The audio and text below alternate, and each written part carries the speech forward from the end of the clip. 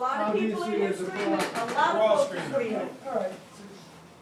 A lot of folks are And screaming. we're gonna keep screaming. And there's gonna be a too, lot just so more screaming if they keep this up. We're not afraid You of want you to guys. continue with Okay, the we're meeting? gonna No. continue. Yes, we are. And We you're are back. afraid of nothing. Thank you. But you need to be afraid on election day, buddy. And, 20 minutes ago, you said you didn't know how to vote. Listen to us and maybe you'll learn. we have a motion on the floor that's been made by Councilman Igliozzi, second by Councilman Jennings. For He's a modern day Negro. We have a right to voice our opinion. That's why you don't play the spell check in word that he made the right motion, just in case he might Peaceful protest. This protest is peaceful, and the people have a right to peaceful protest. We're not going to be scared of Providence Police, sir. We give you all due We're not respect. here to intimidate. All due respect. And we But we have a right to opinion. peaceful protest, and our elected officials have a responsibility to listen to the voice of the people. And they have not listened to the voice of the people. They have railroaded and rammed this particular redistricting down the throats of the people without giving the people or the elected officials time enough to review, but more importantly, the people whose lives are going to be adversely impacted by one individual, exclusively the chairman of this committee, having all the power to make decisions in downtown Providence. And we went on record on Tuesday night, we went on record on Wednesday night that we were not going to have it. They have a March 1 deadline, but that means that they needed a timetable that would give the elected officials across the city, and more importantly, the residents across the city and the business owners across the city, more time to consider and better understand what is being proposed. The reality is they know that we already understand what's being proposed. And what's being proposed is a consolidation of economic, political, structural, and resource development power in one person's hands. And you can sit there, Mr. Chairman, as cool as you like to be, knowing that this thing has been crafted years ago. We've been watching you, and we've been watching everybody around you manipulate this process in the city. And you can try to ram this through tonight. You can try to ram it through city council. I know you got your little 8 to 10 votes. This is already at play. This is not anything new.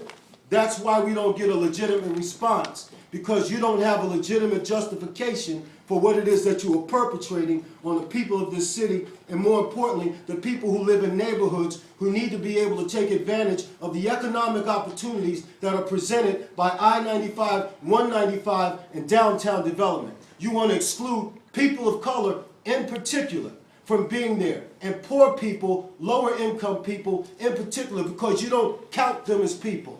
You count them as slog. You count them as slog. And we are not slog. This is a new day. I want you to know, Mr. Chairman and everybody else on this committee, that this is a new day in Providence. Yes. This is a day when Providence, when South Providence residents are going to speak up. We're not going to yell and yell only.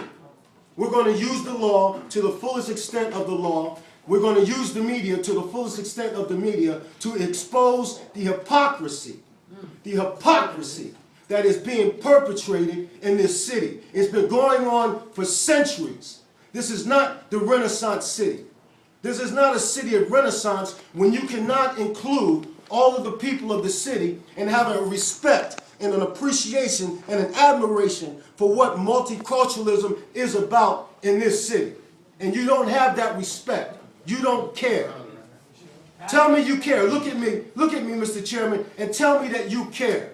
Tell me the last time, other than when you came to a community meeting, that you actually walked through South Providence, that you walked through Capitol Hill, and you're going to let Smith Hill, you're going to let us know or try to convince us that you have the people's best interest at heart. You don't. You don't care. You don't care. This is hypocrisy at its height in the capital city. It is a disgrace to the city. It's a disgrace to the state. And it's a disgrace to our nation. This is not Jim Crow. This is not down south. But you're trying to make it a modern day Jim Crow, and we're not going to take it anymore. My name is not Rosa Parks. My name is Darrell Lee. Put me on the record. I will fight you tooth and nail. I will fight you with the people tooth and nail. So y'all vote. We're watching. We're going to watch all the votes. We're going to watch all the votes. I don't think they even need to vote, though. I know you think it's going to, okay, we got our votes. It's going to be gone. It's going to be over. It's not going to be over. And I don't hear any fat people singing. It's not going to be over. At this time, we have Kim Brace here. We can resume the meeting and have him make a presentation. And if people want to listen to it and we'll move forward, that's great. If people want to continue to disrupt the meeting and not have the information that's before us, we can do that as well.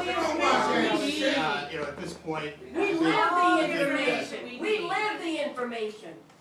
Is he going to talk about retribution in the 15th ward? Yeah, really, that was slick. Somebody has a serious insecurity. Last night you had a broad base of representation saying that they did not support the plan that you presented, Plan A.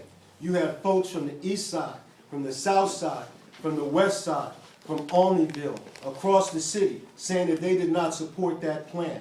And they gave you very justifiable reasons, most of which included crossing natural boundaries so you could take over downtown and I-95. You need people, you really don't. You only have 4% deficit. By law, you need 10. You only have 4%. So you don't need to have any additional people. And if you needed additional people, why would you need land where there aren't any people?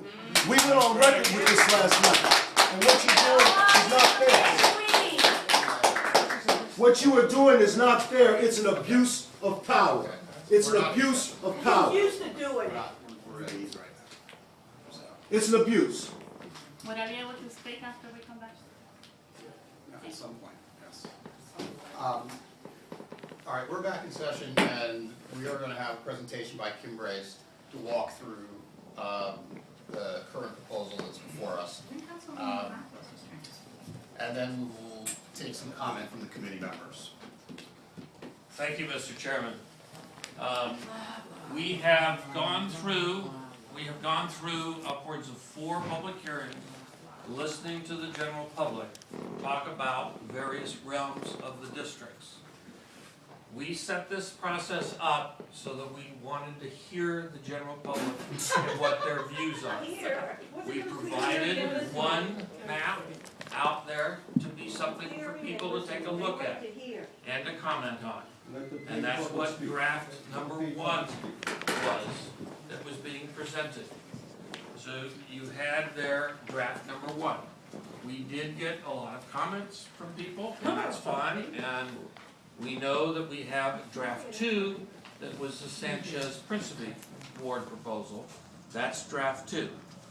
Having reviewed all of these and looked at all of them and listened to the public, No, you didn't. we You have... didn't listen. You skip the charade part and cut to the chase. You figure out a way to keep what you want, make David Igliosi happy, remove his little thing he was scared of, give a tiny sliver back We to have 13. made changes to draft number 1, and we are introducing draft number 3 for your That consideration. changes everybody's, We the have main changes changed everybody wanted. the following pieces of territory in the draft proposal. There was concern up on College Hill. Of course, those changes you made, of We course. have made the change to go along only. We have heard concern about Charlesgate being moved out of Ward 3. We have put Charlesgate back into Ward 3.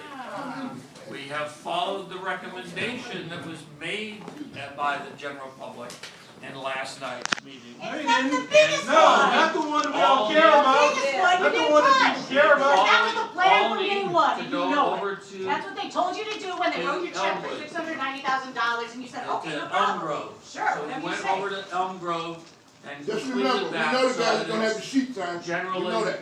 the following Right here. shape that the You guys don't have the public sheet asked time. for. We used to call them Ku Klux Klan. I don't know We what you call have them now. made also Call it changes Jennings. down in Ward 13, the Dexter area. There was talk about that in last night's hearing and the night before. And we have moved that back into Ward 13 in order to answer that concern and that question. Well, Papers Ward around. 11. You want a hot city, you're gonna Ward get it. 11. We have ended up making changes down in Ward 7 and 15. Oh, yeah, we know Not the about changes those. we want, Yeah, not- nice changes, pretty good. And we have looked at the whole issue Those are in changes terms anybody of except Ward one person asked 1 for. and Ward, and the downtown area. 11? Yeah, say it, 11. 11. 11. 11. There Say was South discussion. Providence. South Providence, if you like.